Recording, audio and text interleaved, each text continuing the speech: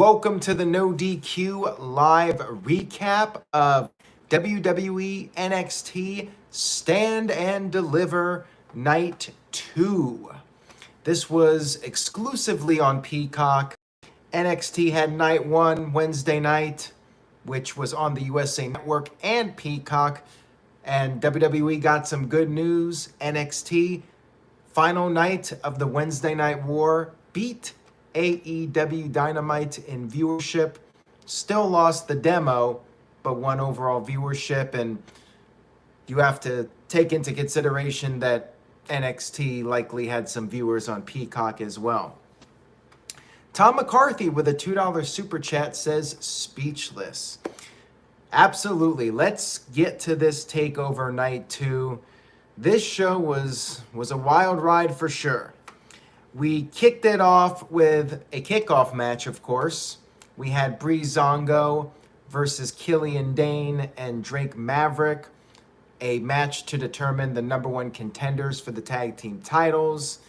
I think the other night I mentioned that Breezango might be next in line to face MSK or something like that, but it ended up being Killian Dane and Drake Maverick that picked up the victory here. Standard kickoff match, nothing special about it, just a match. We had our opening match of the pay-per-view, which was for the undisputed Cruiserweight Championship. Jordan Devlin, the NXT Cruiserweight Champion, versus Santos Escobar, the interim NXT Cruiserweight Champion. Good ladder match here. I enjoyed it. Lots of fun stuff back and forth with these two. And we did have some outside interference in this match. We had Legado del Fantasma running down. Now, here's the one thing I don't like about this. It's no DQ, right? So why would they wait to come down there? Why not just come down there right off the bat, take out Devlin, and Escobar climbs up and wins the title? Although maybe Escobar is turning face, and I'll explain why here, because Escobar sent them back. He was like, okay, you guys did some damage. You helped me out a little bit. He sent them back. Match continued. Devlin somehow managed to make a comeback. He hit this crazy-ass moonsault off the ladder. I was thinking, like, just jump and grab the belts, but he's got to do the flashy move. He did the moonsault, and it was picture perfect. Excellent-looking moonsault. The one and only Caleb Jacobs just sent in a $5.48 super chat. Thank you for that, Caleb. I appreciate it. He says, main roster time again, I think, for Finn Balor. How cool would it be if Drake and Dane won the tag team titles? I don't think they're going to. I think they're going to be the first victims for MSK to build up MSK as champions. And Hamp Connor with the $2 super chat says, Night 9, good main event, but not great. Interesting comment there, Hamp. I've seen nothing but rave reviews about the main event, but we will get to that in a few minutes. We'll talk in detail about the main event. Anyways, back to the ladder match, which I would say that moonsault was the highlight of the match. And they ended up both climbing up ladders, and Devlin hit a Spanish fly, which was cool, but the Spanish fly now is becoming such an overdone move that it almost doesn't feel special to me anymore. I liked the moonsault better, even though we also see the moonsault a lot. And by the way, yes, this is night 9 of 17 nights of live streaming on the No DQ YouTube channel. Make sure you subscribe. If you haven't already, subscribe, youtube.com/AaronRift, And best thing you can do is tell a friend. Trying to hit 60,000 subscribers by the end of Wrestlemania Sunday. Little bit of a tough task. We got about 1,000 subscribers to go. But if you guys can spread the word to just one person, go on Twitter, tweet somebody, say, hey, check out Aaron Rift's channel. He does a really good job with videos. That can go a long way. That can build up the subscriber count. Every little bit helps. If everybody works together, we can get to that 60K. OG Crushes with a $5 super chat. Thank you for that. Says Cole and O'Reilly would have benefited from a loud crowd. It was a loud crowd, and as I mentioned last night, there were more fans. WWE expanded the capacity for the Capitol Wrestling Center, and the fans were hot for this show. It felt like an old Full Sail University crowd almost. Father Adrian with a €5 super chat. Thank you, Father Adrian. Says, Dane and Reed should team up and be the new and improved Natural Disasters. Yeah, I could see that working out. I'm not the biggest fan of the Killian Dane, Drake Maverick team, and the music I think is a little cheesy, but some people like it, and it's keeping Drake Maverick employed, so I'm happy for them. Anyways, back to the ladder match. Let's finish this up. Escobar ended up knocking Devlin off the ladder. Devlin crashed through a ladder that was set up in the corner below, and then Escobar grabbed the championships to become the new undisputed Cruiserweight champion. And then afterwards, and this is what I was talking about earlier, maybe a babyface turn for Santos Escobar. He had his young son out there wearing a lucha mask. At first I thought, is that -1? But no, it was his son, Escobar's son, and yeah, maybe he's turning babyface because he could have had his guys out there for the entire match, and he decided to just cheat a little bit instead of like full-blown cheating, I guess. But nonetheless, nice opening match here. By the way, Virtue will have a new column up on NoDQ.com after this live stream ends. So once this is done, make sure you head over to NoDQ.com and check out the brand new Virtue's Rage about the end of the AEW and NXT war. Spoiler alert, Virtue was so invested in NXT tonight, he was watching American Pie 2. Let's move on here to the next match of the evening, which was for the NXT Women's Tag Team titles. We had Ember Moon and Shotzi Blackheart defending the titles against Candice LeRae and Indy Hartwell, The Way. Pretty standard match. I wasn't expecting much from this just because it was set up last minute and did not expect a title change here. It was a pretty straightforward match. This could have been on night 1 of NXT TakeOver on TV. Like, it was just a standard TV match. It was good, but nothing that would scream TakeOver all-time classic or anything like that. You know, the bad guys or the bad gals in this case worked over the faces, and faces made their comeback, built up the momentum, and then Ember Moon hit this double eclipse onto both Candice and Indy, and then Indy got pinned with a senton from Shotzi. So match was fine, you know, established the new champions. It served its purpose, but not a classic or anything. Probably the weakest match of the show, and it was still good. And that's, you know, even the weakest match on the takeovers can end up being really good.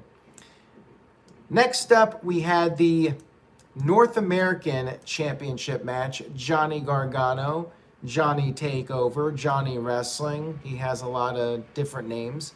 Gargano versus Bronson Reed for the North American Championship. Bronson Reed won the gauntlet match on night 1 to earn this championship opportunity. By the way, get a No DQ mug over at NoDQ.com/merch. Use the code MANIA to get 25% off. You can also get t-shirts, face masks. There's still a pandemic. Hats. Summer's coming up. You want a baseball cap? We got No DQ hats. Lots of stuff over at NoDQ.com/merch. And through Mania, you use the code MANIA, you'll get 25% off. So for Gargano and Bronson Reed, Austin Theory was there. And this was a really good match. I enjoyed it. It was like a better version of something that they would do on TV. Probably not like an all-time classic like some of Gargano's other matches, but it was still a really good match. Gargano tried to use his speed. He tried to work on the body parts to take the big man down, going for the ribs, and Reed was able to make a comeback. Reed got a near fall with a Death Valley driver, and Gargano was able to get the Gargano escape on, but Reed was able to get to the rope, and Reed and Gargano were on the outside. They had the ramp out there, which goes all the way to the ring, and Reed did a razor's edge from the ramp to the inside of the ring, and he went for a big splash, but he missed. Gargano hit a super kick. Reed was able to kick out of that. And then that's when Reed was climbing the top rope. Austin Theory got on the apron. The inevitable interference from Austin Theory. And Theory later saved Gargano from being pinned by putting his foot on the rope. And Reed took out Theory, because he was sick and tired of his crap and wanted to win the title. But of course, Gargano took advantage. Stupid babyface. I guess he was thinking he would end up winning by DQ if he did not take out this guy. Why the referee did not kick him out? I guess the referee was blind or didn't see, the usual stuff. Gargano took advantage after Reed did a running dive to Theory, and then Gargano hit not one, but two final beat DDTs to retain the title. So yeah, it was like, it felt like a TV match, but longer and a better match. So it was pretty solid. And no surprise here, I did predict Gargano to retain the championship regardless of who his opponent was. And then we had the NXT World Championship match up next. It was not the main event. They branded it as co-main events, but Balor and Kross went on first, and then Adam Cole and Kyle O'Reilly went on last, which at this point I'm like, well, that main event's going to be fire. That's going to be a crazy-ass match. No way Balor and Kross will be able to top it, and spoiler alert, they did not top it. But yeah, this match was pretty solid. It worked in the sense of establishing Karrion Kross as a top-tier guy. Balor did exactly what he was supposed to do here to make Kross look really good. And Balor, early on in the match, slapped Kross around a little bit. Bad idea. Kross turned up the intensity, went after Balor, but Balor was able to sidestep a charge from Kross, and Balor started working over the arm, again, going after the body parts. Kross kept trying to gain momentum, but Balor, the veteran, was able to stay on the arm and kept working over the arm. Kross was able to stay in the match, though, and Kross went for his finish, but Balor recovered, hit several of his signature moves, and then hit the coup de grace. However, Kross was able to kick out of it. Balor put a submission on Kross, and Scarlett started yelling out at Kross, trying to motivate him, and it worked. He got fired up. He broke the submission hold, just kept smashing Balor in the head with these forearm strikes, and then waited for Balor to get to his feet. Kross hit a running forearm smash to the back of the head and pinned Balor to once again become the NXT World Champion. Exactly what it needed to be, like I said. Mr. Anderson says they should have brought the demon gimmick back tonight. I would save it, If Balor wants a rematch, now he's got to step things up and you can get the demon involved. Gary says Rift will say this was easily a great night 2 for TakeOver. However, this show seemed very predictable, which really sucks saying that about a TakeOver. Show was great, but felt meh at times. I get what you're saying with that. This show really was pretty much what I was expecting, but the execution, as it usually is really strong with NXT. And that's the thing with any storytelling. If you can make it compelling and you do a good job telling the story, it can still be satisfying even if you know what the outcome's gonna be. It's it's not so much the end result, it's the journey to get there and how you produce that. So yeah, big thumbs up here for this. And it was a wise move. I mean, the match was good, and I liked everything that was done with Kross, but in this case, I think it was the right call to not put this on last. And I think somebody wised up and realized, probably Triple H, because it's happened to him, where Triple H was in the main event when the match earlier in the show was the one that everybody was talking about, whether it was Hulk Hogan versus The Rock or the Shawn Michaels Undertaker match at WrestleMania, and then Triple H had to follow that. So Triple H, I'm sure, knows that you put the match on last, that's going to be the best match, that's going to be the match everyone talks about. So Triple H, if he was in charge of this, he made the right decision here. Whoever was in charge made the right decision. We had our main event, co-main event, whatever you want to call it. Kyle O'Reilly versus Adam Cole, baby, for the NXT Takeover nothing. It was just a grudge match, unsanctioned match. And we had security guards out there to make a big deal out of this. Both guys had new entrance music, and one of the few negatives of this, I don't like either entrance theme songs for these guys. Like, they're both generic, and that Undisputed Era song was classic. I mean, it was iconic when Cole came out there and did the boom and the Adam Cole baby. It just didn't go with the flow of the song, and it's disappointing. Maybe the song will catch on after a while, but I guess I liked O'Reilly's music better. Greg asked me which one is my favorite. Probably O'Reilly's, but I really don't remember either of them at this point. Jose Garza just come out to the UE song, and the winner gets custody of the and the theme song. Yeah, there you go. Custody of Bobby Fish and Roderick Strong on a pole or whatever. Mike Nixon with the $10 super chat. Thank you for that, Mike. I appreciate it. He says, I think the Kyle O'Reilly Cole match was one of the greatest matches in NXT history. I think they should build Kyle O'Reilly for Kross and have Kyle O'Reilly chase for a while, and then at SummerSlam or Survivor Series, have Kyle O'Reilly win.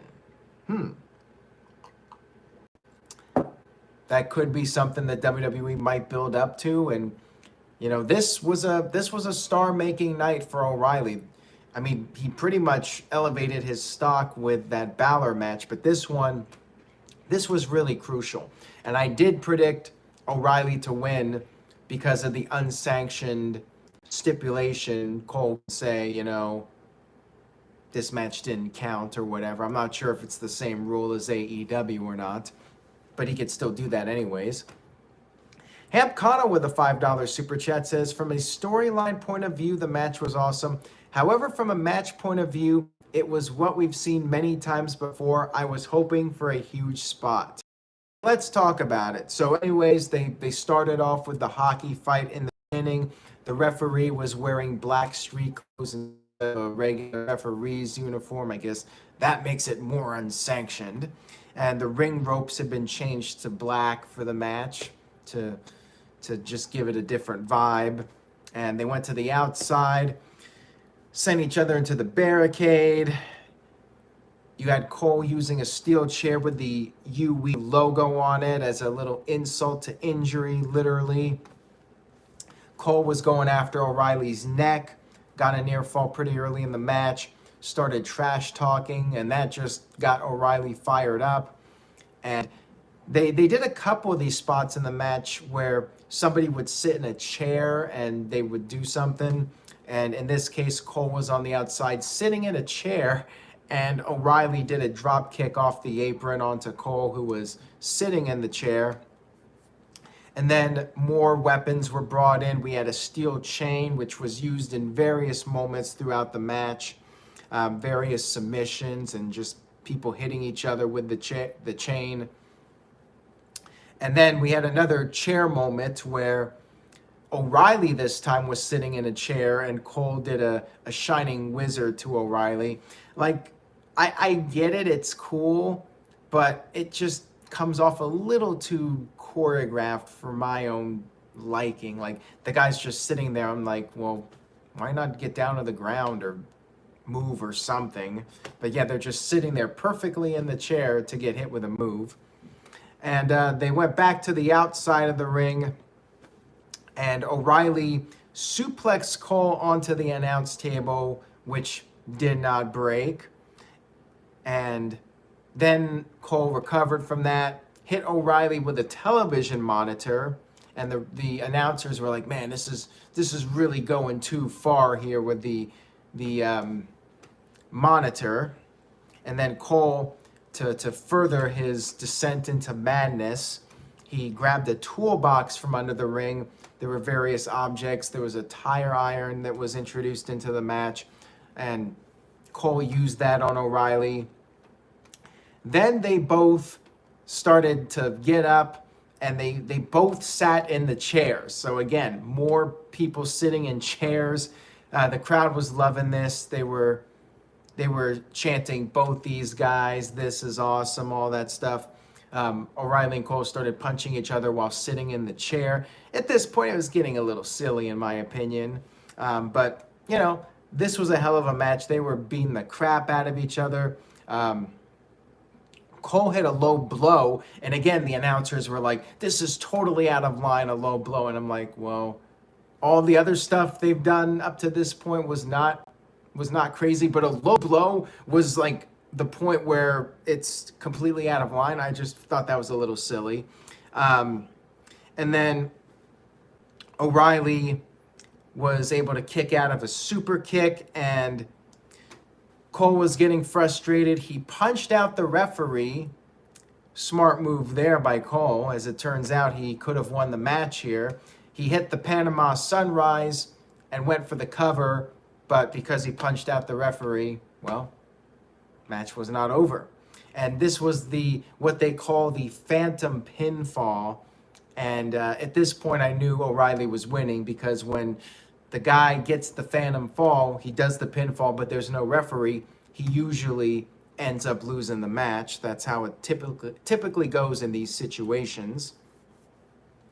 They continued fighting. They went to the outside by the ramp, and then O'Reilly put on this submission, and Cole just, he grabbed O'Reilly while O'Reilly had this submission on and slammed O'Reilly, and they both went through the ramp. And that was crazy. Crowd was going insane for this. And like I said, they were very loud for this. This was a hot crowd. Yeah, it would have been ideal with 15,000 people, but this was pretty solid. Gary says, and Gary's a big AEW supporter, so just a little heads up to you guys. He says, "Sorry, Rift, but when they went through the stage, it was already seen before from Mox and Brody Lee at Double or Nothing 2020.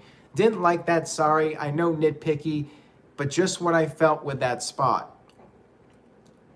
No, I get where Gary's coming from with this. Like, these guys were working really hard, and if I had to complain about this match at all, I think they were trying to do a bit too much. Like, sometimes it's like it comes off like they're trying too hard. Like they're trying to do every single thing, do a million different sequences in a match, and it went on for a really long time. I think this match went like 45 minutes. It was a war, and I mean, it was a fantastic match. But I think if it was me, I would have cut it down 5 to 10 minutes and maybe move at a little bit faster pace, especially earlier on. And, obviously as they're beat down and worn out, they slow down a little bit. But yeah, that would be my only negative critique of the match is that I do think it went a little bit too long. So anyways, back at ringside, Cole gave O'Reilly a suplex on the steel steps. Cole got O'Reilly back in the ring, went for the cover, but O'Reilly managed to barely get a shoulder up, just very slightly. He got a shoulder up. And I really liked that a lot, that it wasn't just like a full-blown kick out. You know, they really overdo that. They do all the constant kick outs, and, you know, he just got a little shoulder up. I thought that that was really well done. And Cole missed the last shot. And then O'Reilly got a leg submission on Cole. Cole managed to break out of that by hitting O'Reilly with a chain. And then Cole went for the Panama Sunrise again, but O'Reilly was able to counter out of that. And then O'Reilly, to get some payback, hit a last shot on Cole. However, Cole kicked out of that. And then you had O'Reilly using a low blow to get revenge on Cole from earlier. Then he wrapped the chain around his leg and hit a diving knee strike to Cole. Cole smashed into the steel chair below, and O'Reilly pinned Cole 1, 2, 3 to win this epic fight between these two guys. And after the match was over, Cole was put on a stretcher, and O'Reilly was able to walk out on his 2 feet. And, you know, this, like I said, a real star-making performance for O'Reilly to elevate his stock. He definitely needed the win of these two, and Cole will not be hurt at all from losing this. So great main event here from these guys. And I guess the only other negative, and, you know, this is just, it's WWE, this match could have really benefited from blood, like with the chain and all the weapons they were using. Like, if both guys were bleeding like crazy, like, that would have helped really add to the dramatic effect of this match. So no blood, I thought, hurt a little bit. And maybe the fact that it maybe was 5 minutes, you know, 5 minutes at least, I think would have helped a little bit. But it was a near perfect match. I mean, it was a great back and forth battle between these two. Gary says, I want to put this out there. How ironic is it that Cole was in an unsanctioned match 3 weeks later after his girlfriend gets the same match type? Great match and great takeover in general. Overall grade B+. Well, I am still going to give the show an A. Solid A, another great takeover. And they also had the advantage of going longer. You know, the other takeover was on USA Network, and I feel like some of those matches were more time constrained. This takeover obviously went longer, and not much longer, about 2.5 hours. But yeah, solid A for takeover. And I'm seeing a lot of A's in the chat room. You know, I wish more Ronaldo was back, but all in all, everything about this show was really fun. Takeover did deliver once again. And I think my favorite match, like, it's tough because I really liked Walter versus Ciampa, but this main event was fantastic. So it's really a toss-up. Like, they were different. 2 different types of matches, but both of them were absolutely great, and both shows. Greg says, great match. It was faster paced, and the match was the right. That's a very valid argument right there. And the game is on 100. Thanks for that. Says, I don't know why people complain about spots on stages. It has been done for years, and yet we fans nitpick for years in the Jim Cornette voice. Yeah, that's true. Father Adrian says, A, Night 2 was better. Ham Kano also gives it an A-. Ace and his familiar vlogs with an A++. Game is on 100 also gives it an A. So definitely check out the takeover, especially the main event. Worth watching, although 45 minutes is a lot to commit to, but I think it's worth it, at least giving it one watch. Apparently I'm breaking up real bad, so I guess on that note, I'll go ahead and wrap up this video. Night number 9. Thank you guys again for tuning in. I hope you enjoyed the video. If you did, again, spread the word, tell a friend. Any word of mouth goes a long way. WrestleMania weekend coming up. We got a couple of really big nights of action. Check out NoDQ.com for the latest. Like I said, Virtue's new column is going to be up shortly. Head over to NoDQ.com for that. Take care, everybody. stay safe, and I will see you all next time.